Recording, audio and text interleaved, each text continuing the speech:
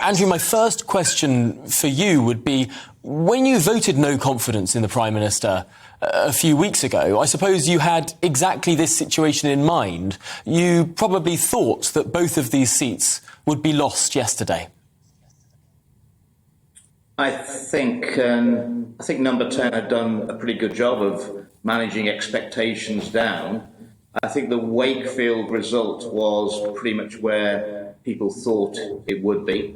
The circumstances causing the by-election were fairly appalling for the Conservative Party. I think Tiverton and Honiton was rather worse than most people were expecting, a bigger Lib Dem majority. Ultimately, it's a very, very bad night for the government. And,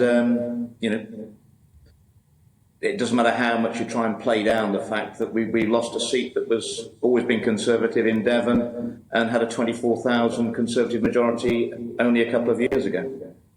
Yes, no one could play that down. I wonder, though, what you make of Lord Frost's analysis this morning. He's saying that the problem here isn't so much a big switching of Conservative voters to the Liberal Democrats or indeed to the Labour Party, but more so Conservative voters staying at home. The turnout's very low in these by-elections. Lots of people who might be inclined towards the Conservative Party simply sitting on their hands rather than going to the opposition.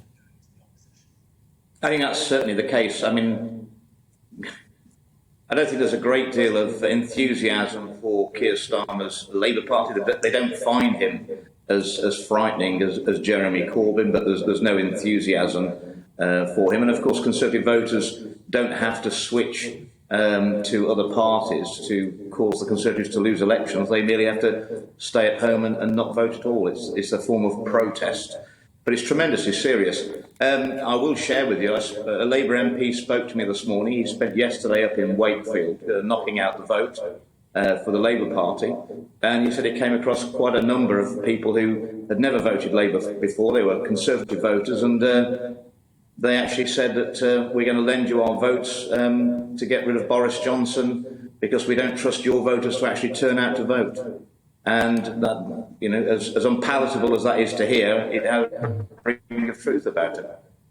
So what happens now, Andrew Bridgen? Of course, that no confidence vote several weeks ago now, technically within the rules as they currently stand of the 1922 committee, means that no vote can be brought against the Prime Minister for 12 months. Is it your view that the rules may therefore be changed by the executive of the 1922 committee to bring about another vote sooner?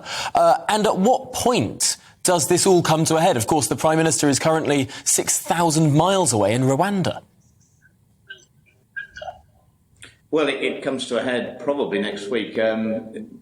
Nominations for membership of the 1922 committee open next week, I believe.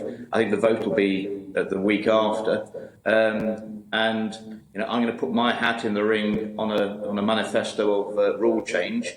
And clearly, if a majority of the committee are elected with that mindset, then the rules can be changed. But I think if the committee is of such a composition, that would indicate that the party is ready for a vote of no confidence again.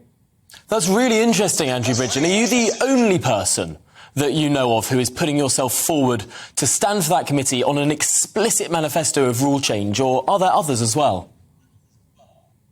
Sorry, Tom, I didn't catch that because the sound's not very good.